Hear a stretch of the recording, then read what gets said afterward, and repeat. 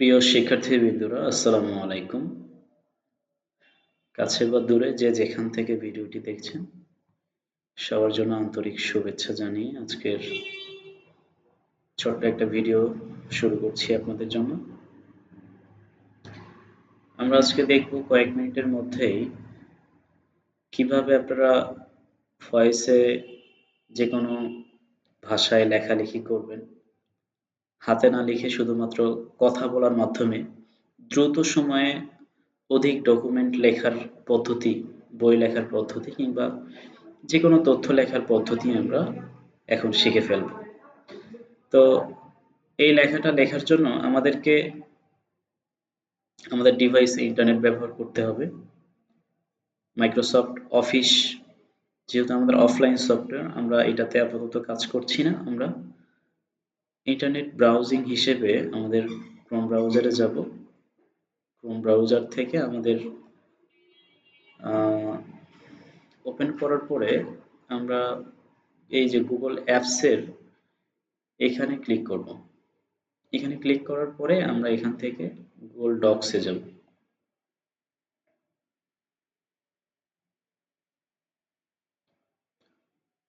একটু অপেক্ষা করতে হবে, ইন্টারনেট সংযোগ যদি ভালো থাকে দ্রুত সময়ে ওপেন হবে। গুগল ডক্সটা কি? গুগল ডক্সটাও মূলত মাইক্রোসফট অফিস সফটওয়্যারের মতনই। এখানে আমরা ব্ল্যাঙ্ক ডকুমেন্টে ক্লিক করব এবং এখানে আমরা চাইলে যে কোনো কিছু টাইপিং করে লিখতে পারি। এখানে টাইপ করে লেখার সুযোগ আছে। আমরা কি করব, আমরা ভয়েসে লিখব। যেহেতু ভয়েসে লিখব সেটার জন্য একটা সেটিংস আছে। আমরা টুলসে যাব, টুলস অপশনে যাব। এখান থেকে ভয়েস টাইপ নামে একটা অপশন পাবেন, এটাতে ক্লিক করে দিবেন এবং এখানে দেখুন আপনার একটা মাইক্রোফোন চলে আসবে। এই মাইক্রোফোনে পরে ভাষা সিলেক্ট করার অপশন আছে। আপনি যদি ইংরেজিতে লিখতে চান আপনি অনায়াসে ইংরেজি ভাষা সিলেক্ট করা আছে, আপনি এখানে একটা ক্লিক করবেন এবং এখানে কিছু ইংরেজি আপনি বলতে পারেন। যেমন আমি কিছু লেখা লিখছি এখন, আপনারা দেখুন।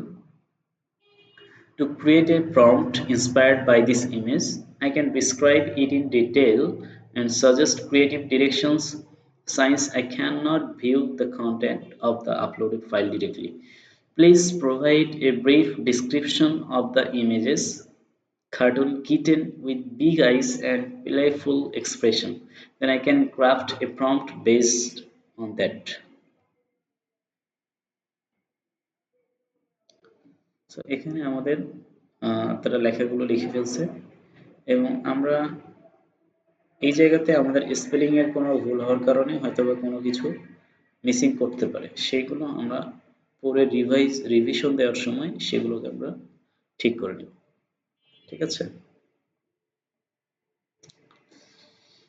এটা গেল আমাদের ইংরেজি লেখার পদ্ধতি। আমরা এন্টার চেপে নিচে আসছি, এবার আমরা বাংলায় লিখব।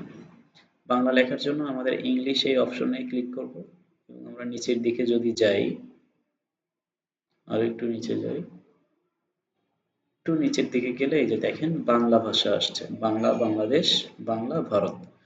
আমরা বাংলা বাংলাদেশের যে স্পেলিং সেটার কথা বলার জন্য বাংলাদেশ সিলেক্ট করব। এবার আমরা বাংলায় কিছু কথা লিখব, দেখি ঠিকঠাক আসে কিনা। একটা পুরুষ হাতি খুব ব্যস্ত হয়ে বাসায় ফিরছিল। রাতে ঘন জঙ্গল পার হতে তার খারাপ লাগবে।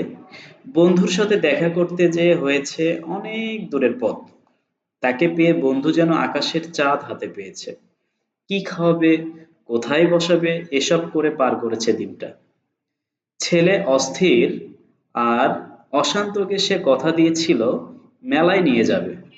না জানি তারা ওর মাকে কত কি রকম জ্বালাতন করছে। আচ্ছা, এখানে আসার পরে একটু থেমে গেছে, আমরা আবার এখান থেকে শুরু করব। না জানি তারা ওর মাকে কি রকম জ্বালাতন করছে, সেজন্য জোরে জোরে হাঁটছিল হাতিটি। হঠাৎ হাতিটি শুনতে পেল একটা মানব শিশু বলছে, মামা, ও মামা, আমাকে মেরে ফেলো না। মামা? কার মামা? একটাই বোন ছিল তার। সে তো অনেক আগে মরে গেছে। ও বেঁচে থাকলে ওর সন্তানেরা মামা ডাক শুনতে পেত হয়তোবা। সে ভাগ্য তার হয়নি।